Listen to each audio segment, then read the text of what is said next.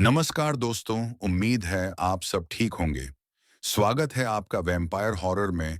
आज जो स्टोरी हमें जानने को मिली है और जिस भाई ने हमारे साथ शेयर की है, उसी की जुबानी सुनेंगे। तो चलिए बिना किसी टाइम को वेस्ट किए शुरू करते हैं। नमस्कार दोस्तों, मेरा नाम अजीत है। मेरे साथ यह घटना घटी थी लगभग आज से 15 साल पहले। तब मैं जवान था, उम्र लगभग 25 साल के आसपास थी। मैं कभी भूत प्रेत से डरता भी नहीं था। मैं पढ़ा लिखा था और ऐसी शक्तियों पर मैं कभी विश्वास करता नहीं था। लेकिन मेरे परिवार के लोग, खास करके मेरी दादी और मेरी माँ, इन शक्तियों पर विश्वास करती थीं। उनकी नजरों में जैसे ईश्वर हैं, उसी तरह से ही भूत प्रेत भी होते हैं।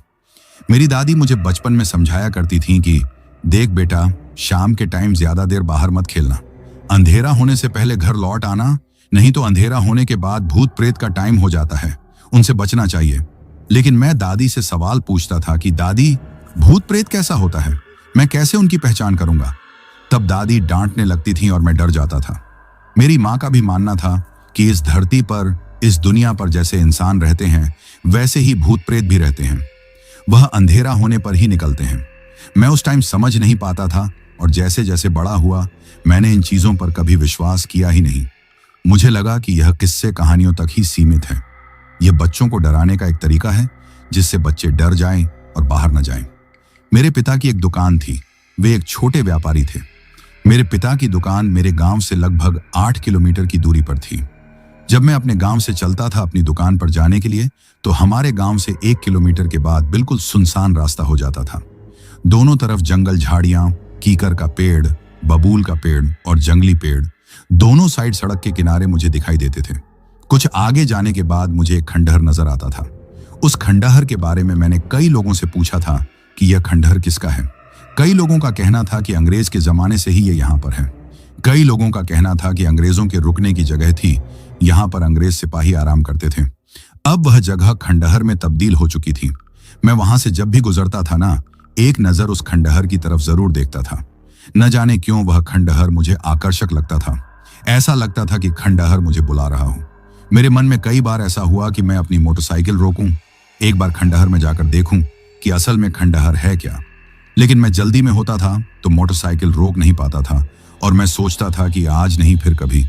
अभी तो जल्दी दुकान पर पहुंचना है, नहीं तो पिताजी नाराज हो जाएंगे। और फिर मैं अपनी मोटरसाइकिल चलाते हुए आगे निकल जाता था। कई बार मेरे मन में ऐसा लगा कि चलो 5 मिनट लगता है, मोटरसाइकिल रोकते हैं, एक बार खंडहर में देख करके आते हैं कि आखिर खंडहर है क्या भला। क्या सचमुच यहाँ पर अंग्रेज सिपाही रुकते थे? अंग्रेजों के जमाने का था या कोई राजा का बनाया हुआ घर था जो अब खंडहर में बदल चुका है? उसका जवाब मुझे किसी ने सही से बताया नहीं था। उस खंडहर के प्रति न जाने मुझे क्यों लगता था कि एक बार मुझे जरूर देखना चाहिए। वह मुझे आकर्षित करता था, जैसे कहता था, आओ तो सही एक बार तुम्हें जरूर आना चाहिए। कई बार मैं अपनी मोटरसाइकिल धीमी कर चुका था, लेकिन मैं घर से ही लेट निकलता था। मैं सोचता था कि अगर मैं बाइक रोकूंगा तो और लेट हो जाऊंगा और पिताजी फिर मुझ पर नाराज हो जाएंगे। चलो फिर कभी जब मेरे पास में वक्त होगा तब मैं इस खंडहर में एक बार जरूर जाऊंगा। ऐसा सोचते सोचते सालों हो चुके थे, लेकिन ऐसा समय आया ही नहीं। अब उस खंडहर में जंगली झाड़ियां उगी हुई थीं, जंगली पेड़ उगे हुए थे। वह खंडहर आसानी से नजर आता भी नहीं था, उन पेड़ों के अंदर छुप सा गया था। लेकिन मुझे पता था किस जगह पर खंडहर का अवशेष अभी है। मुझे वक्त ही नहीं मिल पाया था। सुबह मैं तो देर से दुकान की तरफ चलता था और जब रात को 8 बजे दुकान बंद हो जाती थी तो मुझे तो बहुत जल्दी होती थी कि चलो अब घर। इसीलिए मैं कभी खंडहर की तरफ जा ही नहीं पाया था और वह रात तो मैं कभी भूल ही नहीं सकता हूँ। जब मैं अपनी दुकान बढ़ा करके बंद करके अपने घर की तरफ निकला था तो रात के करीब 9 बज चुके थे। आसमान बिल्कुल साफ था, शायद पूर्णमासी की रात थी। गर्मी का टाइम था, मौसम भी बढ़िया था और मैं मस्ती में अपनी मोटरसाइकिल चलाता हुआ अपने गांव की तरफ जा रहा था। वह जो खंडहर था ना, दिन में तो मैं कभी जा नहीं पाया, तो रात में जाने का कोई सवाल ही नहीं था, क्योंकि वह जगह अब झाड़ियों से भरा हुआ था, जंगली पेड़ उगे हुए थे। तो ऐसे में मैं रिस्क ले भी नहीं सकता था। मुझे पता था कि वहां पर सांप बिच्छू जरूर होंगे और मैं सांप बिच्छू से बहुत डरता था। लेकिन जब मैं अपनी बाइक लेकर चलता हूं और उसी जगह पर जहां पर खंडहर था वहां पर मेरी बाइक रुक गई। यह सामान्य सी घटना थी। कई बार मेरे बाइक के साथ में ऐसा हो जाता था। मैं अपनी बाइक को चेक करने लगा कि समस्या क्या है, मेरी बाइक क्यों रुक गई। कई बार मैं बाइक की समस्या का समाधान कर लेता था और आज भी मैं भरपूर कोशिश कर रहा था, लेकिन ऐसा हो नहीं पाया। टाइम चला जा रहा था और मैं परेशान हो रहा था। मेरी बाइक स्टार्ट नहीं हो पा रही थी और वहां से मेरे गांव की दूरी अच्छी खासी थी। इतनी दूर मैं बाइक को धकेल करके नहीं ले जा सकता था। मैं जवान था, हिम्मत से भरा हुआ था। भूत प्रेत से तो मैं कभी डरता भी नहीं था, लेकिन मैं परेशान जरूर था। मैं बार बार खाली सड़क पर अपनी नजरें दौड़ा रहा था कि कोई आता हुआ मुझे दिख जाए, कोई बाइक वाला मुझे नजर आ जाए ताकि मैं उसे अपनी बाइक चेक करवा सकूं, और नहीं तो मुझे हेल्प कर सके ताकि मैं अपने गांव तक पहुंच सकूं। लेकिन उस रोड पर कोई भी मुझे उस वक्त पर आता जाता नजर नहीं आ रहा था। 10 से ऊपर का टाइम हो चुका था। मैं थक चुका था। किक मारते मारते पसीने से नहा गया था। मुझे अपनी बाइक पर बहुत ही गुस्सा आ रहा था। ऐसा तो कभी नहीं हुआ था जो आज मुझे झेलना पड़ रहा था। पेट्रोल भरा हुआ था, हर चीज मेरी नजर में बिल्कुल सही थी, तो कमी कहां पर थी? बाइक क्यों नहीं स्टार्ट हो रही थी? क्या है दिक्कत जो मैं समझ नहीं पा रहा था? मैं थका हुआ था और सड़क पर ही बैठ जाता हूं, सुस्ताने लगता हूं। चांदनी रात थी, भरपूर चांदनी बिखरी हुई थी और हवा भी अब ठंडी ठंडी चलने लगी थी। गर्मी के टाइम में जब रात हो जाती थी ना, तब धीरे धीरे मौसम ठंडा भी हो जाता था। तब शरीर को बड़ा आराम मिलता था। मुझे भी बहुत राहत मिलने लगी थी। मेरा पसीना सूखने लगा था। लेकिन मुझे अपने घर भी तो जाना था। एक बार और मैं कोशिश करता हूं बाइक स्टार्ट करने का, लेकिन वह बाइक स्टार्ट हो नहीं पाती है। तभी मुझे कोई रोड पर आता हुआ नजर आता है। मैं उसकी तरफ देखने लगता हूं और जब वह थोड़ा नजदीक आता है तो मैं देखता हूं कि एक बूढ़ी औरत है जो लंगड़ाती हुई मेरी तरफ आ रही थी। उसके पैर में कोई परेशानी थी, तभी तो लंगड़ा लंगड़ा के चल रही थी, लेकिन चलने का स्पीड एक साधारण इंसान की तरह था। वह मेरे पास आकर मैं उससे कुछ बोल पाता उससे पहले कहने लगी, क्या बाइक खराब हो गई? तब मैं कहता हूं, हाँ जी, बाइक खराब हो गई है, स्टार्ट नहीं हो पा रही है। अब मुझे समझ में नहीं आ रहा है कि अब मैं करूं क्या। तब वह चारों तरफ देखती है और कहती है, हाँ बेटा, यहां तो आसपास में कोई बस्ती भी नहीं है, कोई गांव भी नहीं है, बड़ा मुश्किल भरा है। मैं बोलता हूं कि हाँ आंटी, आप सही कह रही हैं, लेकिन आप कहां जा रही हैं इतनी रात को? तब वह कहती है कि बेटा, मेरा घर तो यही पास में ही है, वह जो पेड़ दिखाई दे रहा है ना, वहीं पर है। मैं तो अपने घर पहुंच गई हूं, लेकिन बेटा तुम इतनी दूर अपने गांव कैसे जाओगे? मैं उस बूढ़ी औरत की बात सुनकर थोड़ा हैरान था। मुझे नहीं पता था कि जहां पर खंडहर का इलाका है वहां कोई गांव भी है, कोई बस्ती भी है। मुझे तो आज तक पता नहीं था। तब मैं आंटी से कहता हूं कि आंटी, मेरी नजर में तो यहाँ पर एक खंडहर है, यहाँ तो कोई गांव है ही नहीं। मैं तो हर रोज इस रोड से आता हूँ जाता हूँ, मुझे तो कोई घर, कोई बस्ती नजर नहीं आई है। तब आंटी मुस्कुराते हुए कहती हैं, हाँ बेटा, यहाँ पर मेरा घर है, कुछ और घर भी हैं। कभी खंडहर में गए हों? मैं कहता हूँ कि नहीं आंटी, मैं तो कभी गया नहीं हूँ। तब आंटी मुस्कुराती हुई कहती हैं, इसीलिए ना, अगर तुम खंडहर के साइड में जाते तो तुम देख पाते। मेरा घर वहीं पर है बेटा, हम तो काफी साल से इसी घर में रहते हैं। और भी घर हैं वहां पर भी लोग रहते हैं। मैं कहने लगा, आंटी, मैंने तो आज तक कोई घर नहीं देखा। तब आंटी कहती हैं, बेटा, अगर तुम खंडहर की साइड में आते तभी तुम्हें घर दिखता। हमारा घर पेड़ों से घिरा हुआ है। अब देखो ना, आगे जंगल ही जंगल नजर आ रहा है, तो घर कहां से दिखाई देंगे? चलो बेटा, मेरे पास में ही घर है, मैं तुम्हें पानी वाणी पिलाती हूँ। अब देखती हूँ कि तुम्हारी मदद हो जाए। एक बंदा मेरा जानने वाला है, शायद वह तुम्हारी बाइक को सही कर दे। अब आप भी जाओ, मैं भी दूर से आ रही हूँ और थकी हुई हूँ, मेरे पैर में परेशानी भी है। और वह बूढ़ी औरत उस खंडहर की तरफ जाने लगी। अब बार बार मुझे इशारा कर रही थी कि आओ बेटा, आ जाओ, मेरे घर में ठंडा ठंडा पानी भी है और मैं तुम्हारी बाइक का मरम्मत भी करवा दूंगी, आओ भी। लेकिन मैं सोच रहा था, यह जो आंटी बता रही थी मुझे ठीक नहीं लग रहा था। यहाँ पर मैंने कोई गांव, कोई घर आज तक देखा नहीं था, जबकि मैं आते जाते खंडहर की तरफ बिल्कुल ध्यान रखता था। तो क्या आंटी सही कह रही थी कि आगे पेड़ पौधे से घर और वह बस्ती बसी हुई है? मुझे मदद की जरूरत थी, मुझे प्यास भी लग रही थी। मैंने सोचा कि अभी आंटी से डरने की क्या बात है, मैं कभी भूत प्रेत पर विश्वास नहीं करता था, पढ़ा लिखा था ना। तब मैं आंटी को कहता हूँ आवाज देकर, रुको आंटी, मैं भी आ रहा हूँ। और आंटी रुक गई थी। जब मैं उनके पास जाता हूँ तब आंटी कहती हैं, अरे घबराओ मत बेटा, बस पास में ही हमारा घर है, आ जाओ मेरे पीछे पीछे। और मैं आंटी के पीछे पीछे चलने लगता हूँ। इस खंडहर के बगल से एक रास्ता मुझे नजर आ रहा था और उसी रास्ते पर आंटी चलती जा रही थी। मुझसे बात करती जा रही थी कि बेटा क्या करते हो, तुम्हारे घर में कौन कौन है। मैं सब चीज का जवाब देता हुआ आंटी के साथ चला जा रहा था। वाकई हम खंडहर के पिछले हिस्से में आ चुके थे, लेकिन उस साइड भी पेड़ पौधे मुझे खड़े हुए दिखाई दे रहे थे। और तब मैं आंटी से कहता हूं कि आंटी, आपने तो बताया था कि खंडहर के पास ही हमारा घर है, यहां तो कोई घर दिखाई नहीं दे रहा है। तब आंटी कहती हैं, बेटा मेरे घर के पीछे भी और भी घर हैं, अब चलो भी, आओ भी। और मैं आंटी के पीछे पीछे चल पड़ता हूं। उस घर के दरवाजे पर पहुंच जाता हूं। आंटी खड़ी होकर दरवाजे पर दस्तक देने लगती हैं। कई बार देती हैं, तब वह दरवाजा खुल जाता है। दरवाजा खोलने वाली एक और महिला थी, वह भी जवान थी।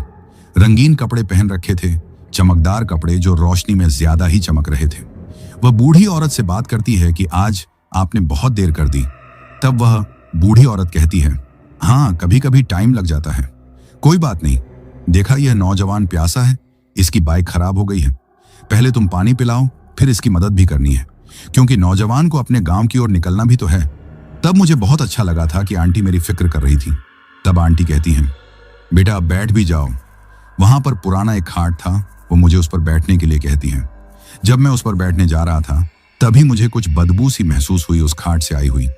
मैं थोड़ा हिचक गया। तब आंटी कहती हैं उस जवान महिला से, अरे इसको थोड़ा साफ सुथरा कर दो, देखो नौजवान बैठ नहीं पा रहा है। तब वह नौजवान औरत अंदर के कमरे की तरफ चली जाती है, फिर एक दरी लेकर आती है और दरी उस पर बिछा देती है, और फिर मुझे कहती है, आप बैठ जाइए, मैं आपके लिए ठंडा पानी लेकर आ रही हूं। आंटी भी अंदर वाले कमरे में चली गई थी। मैं उस खाट पर बैठना तो नहीं चाह रहा था, लेकिन जब वह दरी बिछाने के बाद बदबू जो मुझे महसूस हो रही थी वह गायब हो चुकी थी, तब मैं उस खाट पर बैठ जाता हूं। वह औरत जो पानी लेने के लिए गई थी कुछ ही देर में लौट कर आ जाती है गिलास में पानी लेकर। मैं पानी पीता हूं। वाकई पानी बिल्कुल ठंडा था और स्वादिष्ट भी था। फिर वह जवान औरत अंदर चली जाती है और कुछ ही देर में वह आंटी मेरे पास आती हैं और कहती हैं, बेटा तुम बैठो, मैं तुम्हारी बाइक के लिए मदद लेने के लिए जा रही हूं। मैंने बताया था ना, एक नौजवान है जो तुम्हारी बाइक को सही भी कर देगा, मैं उसी को बुलाकर ला रही हूं। तब तक तुम आराम करो। मैं अब क्या करता, इस चारपाई पर लेट जाता हूं कि चलो थोड़ी देर अपने बदन को सीधा कर लेते हैं, न जाने कितना और टाइम लगेगा। वह बूढ़ी औरत तो चली जाती है दरवाजे से बाहर, फिर दरवाजा बंद हो जाता है। वह जवान महिला दरवाजा बंद करके एक बार मेरी तरफ देखती है, कहती है, कुछ और भी आपको चाहिए? तब मैं मना करता हूं कि नहीं, मुझे कुछ और नहीं चाहिए। वह जवान औरत दूसरे घर में कमरे में चली जाती है। अब मैं उस जगह पर अकेला ही रह जाता हूं। कब मेरी आंख लग जाती है मुझे अंदाजा भी नहीं होता है, और जब मुझे कुछ अपने बदन में दर्द का एहसास होता है तो मेरी नींद खुल जाती है, और जो मैं देखता हूं अपनी आंखों पर यकीन नहीं होता है। मैं देखता हूं कि वह बूढ़ी औरत और वह जवान महिला मेरे शरीर पर कोई लेप लगा रहे थे, गाढ़े गाढ़े रंग का जो देखने में लाल नजर आ रहा था। मेरे शरीर पर कोई कपड़ा नहीं था और उस लेप को मेरे बदन पर रगड़ते जा रही थी, जिससे मेरी चमड़ी रगड़ती जा रही थी और मुझे दर्द होने लगा था। मैं देख करके हैरान हो जाता हूं कि मेरे साथ में कर क्या रहे हैं, आंटी भी और वह जवान औरत भी। तब तक मैं नींद से जाग चुका था और दोनों को धमकता हूं, ये सब मेरे साथ में क्या कर रहे हो, क्यों कर रहे हो, मेरे कपड़े कहाँ हैं, ये क्या मेरे शरीर पर लगा रहे हो? तभी बूढ़ी औरत मुझे धमकाती है, आराम से, बिना शोर शराबे के, जैसा मैं कह रही हूं वैसा ही तुम करो, नहीं तो वक्त से पहले तुम मारे जाओगे। जैसे ही वह बात बोलती है ना, मैं उसकी तरफ देखता हूं तो उसका चेहरा पहले से कुछ अलग लग रहा था। उसके नैन नक्श सब कुछ बदले बदले से नजर आ रहे थे। उसकी आंखें धंसी नजर आ रही थीं, जैसे आंखों के अंदर गड्ढा हो गया हो। उसकी नाक भी बहुत लंबी नजर आ रही थी, और वह जवान महिला जो देखने में काफी खूबसूरत थी, गोरी चिट्टी थी, उसका भी चेहरा बिल्कुल बदला हुआ था। वह काली पड़ चुकी थी, चेहरे पर बहुत सारे कटे फटे के निशान थे। उसकी भी आंखें जैसे अंदर धंसी हुई थीं। उसकी भी नाक लंबी थी, जरूरत से ज्यादा लंबी। ये लोग कौन हैं भाई? ये मेरे साथ में क्या कर रहे हैं? मैं विरोध करता हूं कि आप लोग यहां से हट जाइए। मेरा कपड़ा कहां है? मुझे एक पल भी यहां नहीं रहना है। आप मुझे धोखे में यहां लेकर आई हैं। आपका कुछ मतलब और है। ये सब मेरे साथ में क्यों कर रही हैं आप लोग? मेरा कपड़ा दीजिए, मुझे अपने घर लौटना है। मैं यहां पर एक मिनट भी रुकना नहीं चाहता हूं। तभी वह बूढ़ी औरत जोर जोर से हंसने लगती है, और उसके साथ वह जवान महिला जो काफी खूबसूरत पहले मुझे नजर आ रही थी, वह भी हंसती है। अब बूढ़ी औरत कहती है, अब तुम यहां से लौट नहीं पाओगे। हाँ, कुछ देर जरूर जिंदा रहोगे जब तक मैं वह सब विधि विधान न कर लूं। इसके बाद तुम्हारा गर्म खून हम दोनों पिएंगे, फिर हम सालों साल जवान बने रहेंगे। और बोल करके वह दोनों की दोनों हंसने लगती हैं। मुझे लगा कि दोनों यह क्या कर रही हैं, कहीं यह दोनों कोई भूत प्रेत तो नहीं है। एक बार मेरे पूरे बदन में सिहरन दौड़ जाती है। वह तो बिल्कुल जैसे दादी बचपन में बताया करती थी कि भूत प्रेत का चेहरा डरावना होता है, उसकी आंखें धंसी होती हैं, उसकी आंखों में रोशनी नजर आती रहती है, उनकी नाक जो होती है जरूरत से ज्यादा लंबी होती है और उनके पैर सीधे नहीं होते हैं, उल्टे होते हैं। यही सब तो मैं देख रहा था दोनों को। जैसे मेरी दादी बता रही थी, दोनों वैसे ही तो लग रहे थे। तब मैं खौफ से भर जाता हूँ, डर जाता हूँ, चीखने लगता हूँ, चिल्लाने लगता हूँ। मैं चारपाई से उठने की कोशिश करता हूँ, लेकिन ऐसा लगता है कि चारपाई ने मुझे चिपका रखा है, मुझे उठने नहीं दे रही है। और वह दोनों औरतें जोर जोर से हंस रही थीं, जैसे खुशी मना रही हूं। मैं सब कुछ समझ चुका था। जो बूढ़ी औरत बता रही थी कि मेरे साथ में कुछ विधि विधान कर रही थी, वह जो लेप लगा रही थी वह उसी का हिस्सा था। वह बता रही थी कि हम तुम्हारा खून पिएंगे, फिर हम सालों साल जवान नजर आएंगे। मैं भागने की कोशिश कर रहा था, चारपाई से उठने की कोशिश कर रहा था, लेकिन चारपाई जैसे मुझे जकड़ लिया था, मुझे उठने तक नहीं दे रही थी। मैं समझ गया कि मैं इस जगह से अब जिंदा लौट नहीं पाऊंगा। मैं अपने घर पर अपने परिवार से मिल नहीं पाऊंगा। मेरा खेल खत्म हो गया, मेरा खेल खत्म हो गया। मैं फूट फूट कर रोने लगता हूं। उनसे कहता हूं कि आप मुझे छोड़ दीजिए, बदले में जो चाहिए मैं देने के लिए तैयार हूं, लेकिन मेरी जान बख्श दीजिए। तब वह बूढ़ी औरत कहती है, तेरे पास है क्या जो तुम मुझे देगा? हम लोगों को कोई धन दौलत की जरूरत होती नहीं है। हमें तो गाढ़ा गाढ़ा गर्म खून चाहिए जो तुम्हारे बदन के अंदर मुझे साफ दिखाई दे रहा है। बस कुछ देर और कुछ देर और, इसके बाद हम तेरे बदन का सारा खून पी जाएंगे। और फिर ये बात बोल करके दोनों औरतें खुशी मनाने लगती हैं, हंसने लगती हैं। मैं अब समझ जाता हूं कि अब मैं कुछ भी नहीं कर पाऊंगा। ये जैसा बोल रही हैं मेरे साथ में वैसा ही कर लेंगी। मैं इस घर से जिंदा निकल ही नहीं पाऊंगा। मैं निराश हो जाता हूं, मन ही मन ईश्वर से प्रार्थना करने लगता हूं कि ईश्वर मेरी रक्षा कीजिए ना, मेरी रक्षा कीजिए। लेकिन शायद ईश्वर भी मेरी प्रार्थना सुन नहीं पा रहे थे।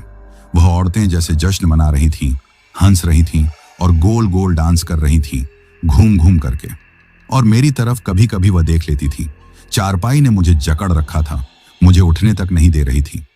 तब मैं समझ गया कि मेरा अंत अब नजदीक आ गया है। ईश्वर से कई बार प्रार्थना किया, लेकिन कोई भी मदद अभी तक नहीं आई थी।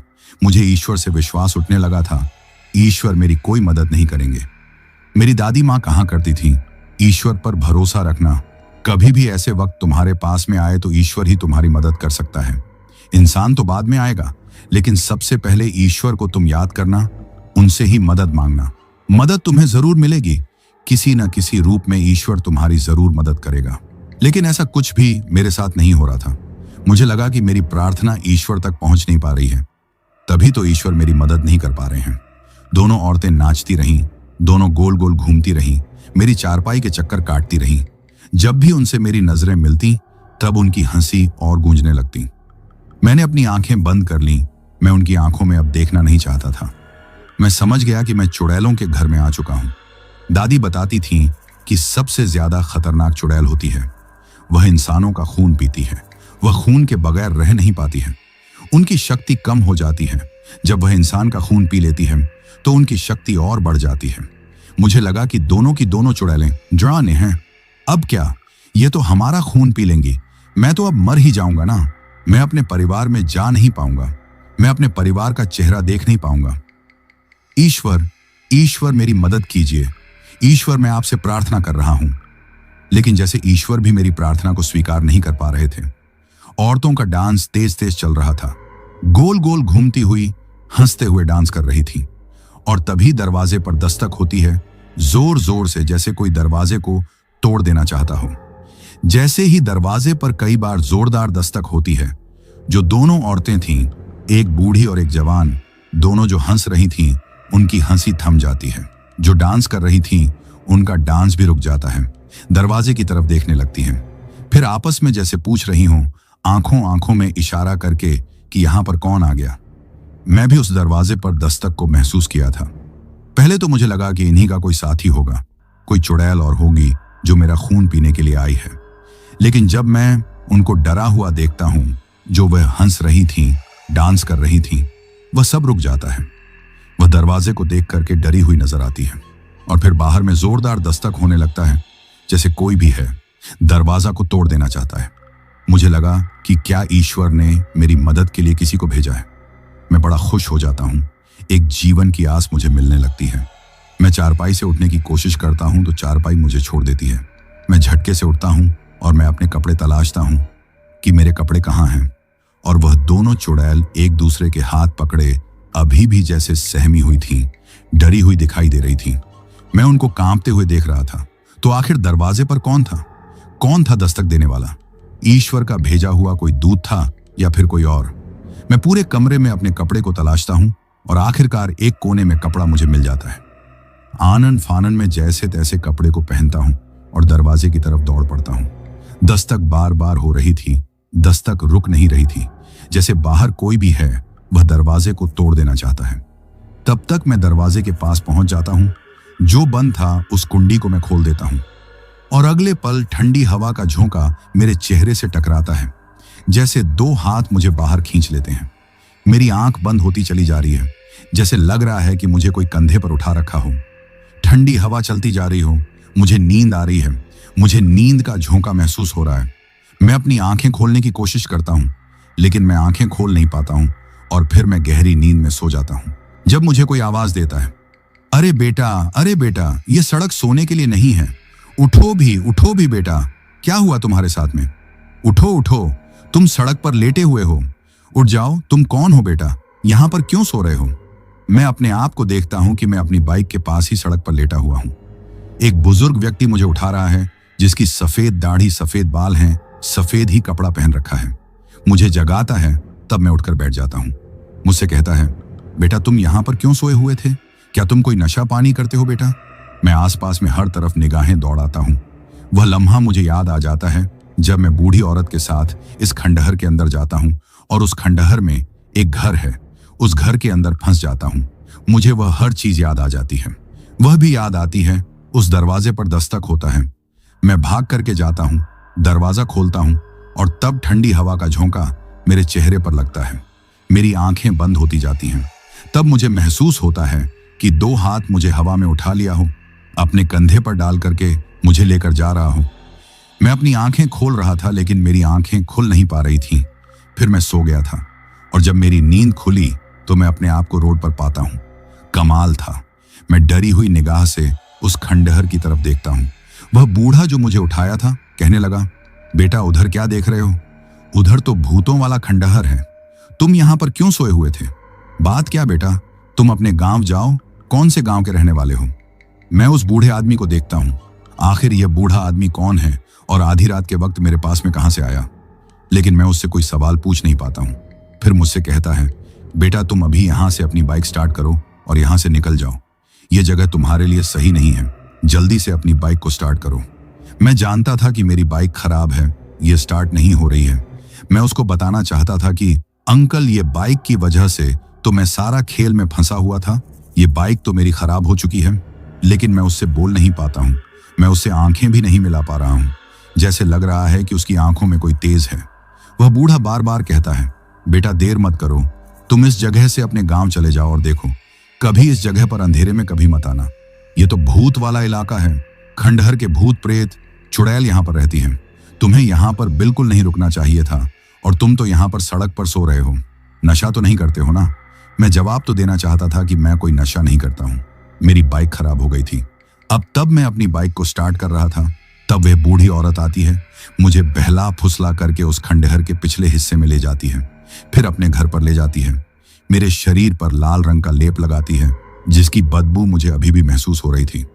मैं सब कुछ बताना चाहता था उस बूढ़े इंसान से, लेकिन मैं बोल नहीं पाता हूँ और मैं अपनी बाइक को स्टार्ट करने लगता हूँ और बाइक जैसे कभी खराब ही नहीं थी। एक किक मारता हूँ तो स्टार्ट हो जाती है। बुजुर्ग कहते हैं, तुम यहां से निकल जाओ बेटा, निकल जा बेटा, यह जगह तुम्हारे लिए सही नहीं है और ऐसी गलती कभी भी दोबारा मत करना। मैं एक बार पलट करके बूढ़े बाबा की तरफ देखता हूं। लेकिन उनकी नजरें उस खंडहर की तरफ रुकी हुई थीं, उस खंडहर की तरफ देख रहे थे। और अगले पल मैं अपनी बाइक दौड़ा देता हूं। डर लग रहा था। ठंडी ठंडी हवा का झोंका मुझे महसूस हो रहा था। वह झोंका मुझे उस घर की याद दिला रहा था और मैं फिर डर गया था। लेकिन बाइक दौड़ाता ही रहा और आखिरकार जब अपने गांव पहुंचता हूं तो आधी रात से ज्यादा का टाइम बीत चुका था। घर वाले मेरा इंतजार कर रहे थे। वह तो मुझे ढूंढने के लिए आ रहे थे। कई लोग थे। पड़ोस वाले भी अपने हाथ में टॉर्च लेकर के खड़े थे। और जैसे ही मेरी बाइक देख लेते हैं, सबकी नजर मेरी तरफ पड़ जाती है। सब खुश हो जाते हैं। मेरे पापा से कहते हैं, लो जी, हम तो आपके बेटे को ढूंढने जा रहे थे, अब तो बेटा ही आ गया। चलो रे चलो अपने घर में। मैं भी अपने घर में आ जाता हूं और मेरे पिता परिवार सब पूछते हैं कि कहां पर रुके थे बेटा, बात क्या हो गई थी। और तब मैं वह पूरी कहानी बताता हूं। वह कहानी सुनकर के सब परिवार के लोग डर जाते हैं। मेरी मां कहती है कि नहीं बेटा, आज के बाद तुम अकेले उस रास्ते पर कभी नहीं जाओगे। आओगे जाओगे तो किसी न किसी के साथ में। मैं उस घटना से काफी दिनों तक डरा रहा था। मैं तो अपनी दुकान पर जाता ही नहीं था। मेरे बड़े भाई और मेरे पिता अब दुकान को संभालते थे। अब मुझे सही होने में 4 महीने का वक्त लगा था। मुझे झाड़ फूंक करवाया जाता था। कभी कभी तो मैं अपने घर में ही डर जाता था। मुझे लगता था कि वह दोनों चुड़ैल मेरे घर में मौजूद हैं, मुझे देख रही हैं, मुझ पर हंस रही हैं। तब घर वालों ने मेरा इलाज करना शुरू कर दिया तंत्र मंत्र के द्वारा। तांत्रिक आते थे, झाड़ फूंक करते थे। 4 महीना निकल चुका था, तब जाकर मैं सही हो पाया था। इसके बाद मैं अपनी दुकान पर कभी नहीं गया। मैं शहर में आ गया था अपनी माँ के घर पर, मामा के घर ननिहाल। अब इसके बाद माँ ने मुझे एक अच्छी नौकरी लगवा दी थी। आज भी मैं उस घटना को याद करके डर जाता हूँ। तो दोस्तों, ये कहानी यही खत्म हुई।